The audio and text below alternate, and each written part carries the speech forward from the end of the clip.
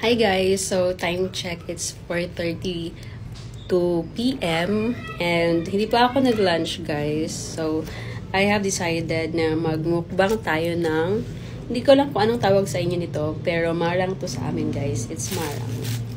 So, let's do this. Bumili ako, kakagaling ko lang lumabas at bumili ako. And, nga pala guys, I'm so back. I'm so back. Guys, as in, I'm back na into filming kasi parang nawalan ako ng gana these past few days, but here I am guys. Gone are the days na wala tayong gana mag-film kasi dapat kahit wala tayong gana mag-film pa rin tayo. Charis. So this is the marang. Ayan.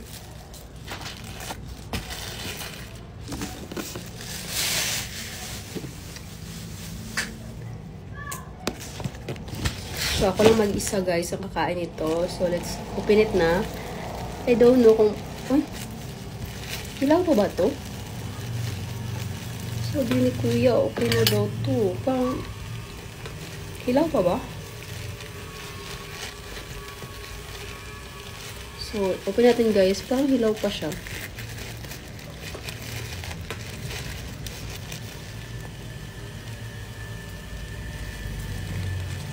Hindi. Hinog na siya, guys. Medyo may katigasan nga lang, pero hinog na siya. Yun. Ito sa inyo.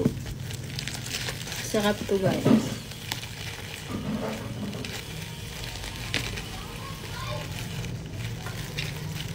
Actually, it's overripe na nga yung iba.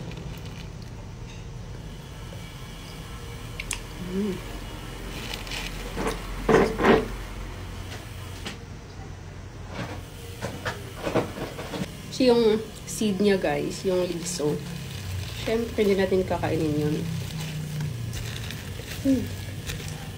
Ito lang, ayusin ko lang ito. Sarap.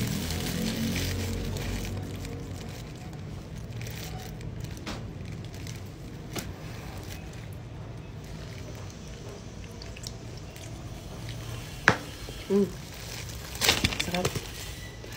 Nabili ko to for 40 pesos, guys. Parang overripe na siya. Yung iba.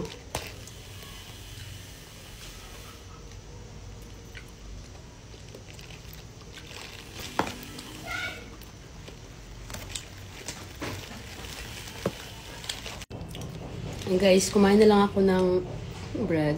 Spanish bread. Ang sarap.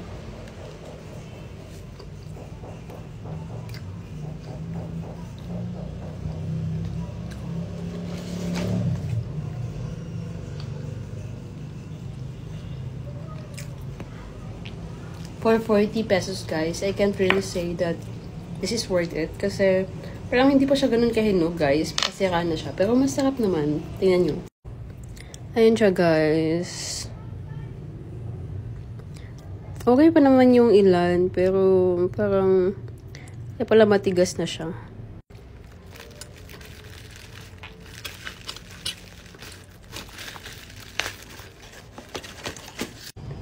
Guys, as an alternative, kasi I'm disappointed with the marang kasi parang naahat siya, naahat in Bisaya, I don't know in Tagalog, but parang hindi pa siya ganun kahinog.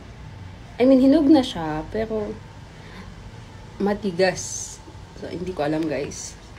So, hindi ko siya naubos kasi parang may something na, excuse me, sa ano niya. So, ito na lang. Nabili ko to for 15 pesos, guys. Parang matamis. Parang matamis. Ito, guys. So, parang orange na orange siya.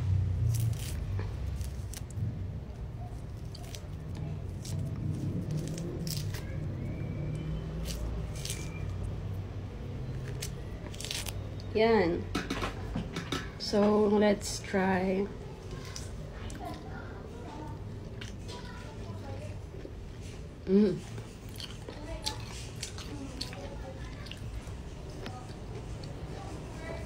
Ayos.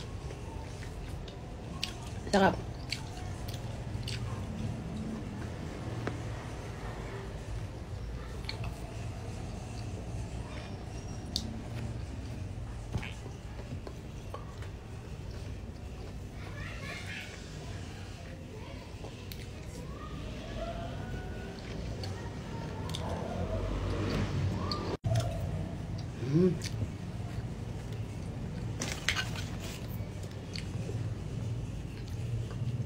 Ang sarap siya.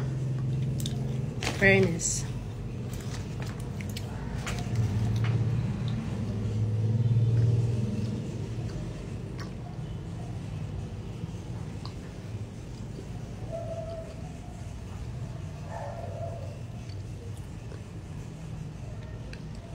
Hindi talaga ako okay kapag during the day or daytime. During daytime, guys, hindi ako nakakain ng rice. Kailangan ko talagang kumain sa tamang oras, guys. Kasi kapag ganito, like ngayon, 4 PM na, tapos mga ganito lang yung kinakain ko, kailangan ko talaga ng carbs. Kaya kumain ako kanina ng bread.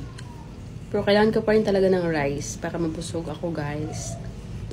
Sa dinner, okay lang kahit hindi na ako mag-dinner minsan. Pero pag breakfast tsaka lunch, parang need talaga yung ng katawan ko. Di ko alam. Lalo na pag naka-workout ako, guys.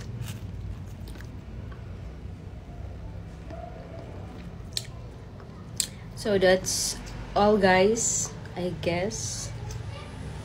So, sa mga hindi pa naka-watch ng Siargao vlog ko, guys, part 1 pa lang yon. Please, do watch na, guys, kasi super marami kayong matututunan doon at may mga tips ako kung paano ba para makatipid at kung ano-ano pa sa Siargao. So, yung part 2, guys, will be uploaded on Saturday, October 11, 2025. So, this Saturday, guys, October 11, 2025. Don't forget, guys. So, aalis na muna ako, guys, kasi mag-grocery ako and yeah. So, I'm planning nga pala to buy an aircon kasi hindi ko na kaya yung init, guys. Kaya pa naman, pero iba kasi talaga yung himbing ng tulog mo, di ba, kapag may aircon. So, I guess I'm buying one. Yung maliit lang naman na aircon. So that's all, guys, for today's video, and thank you so much for watching. See you guys in my next video. Bye!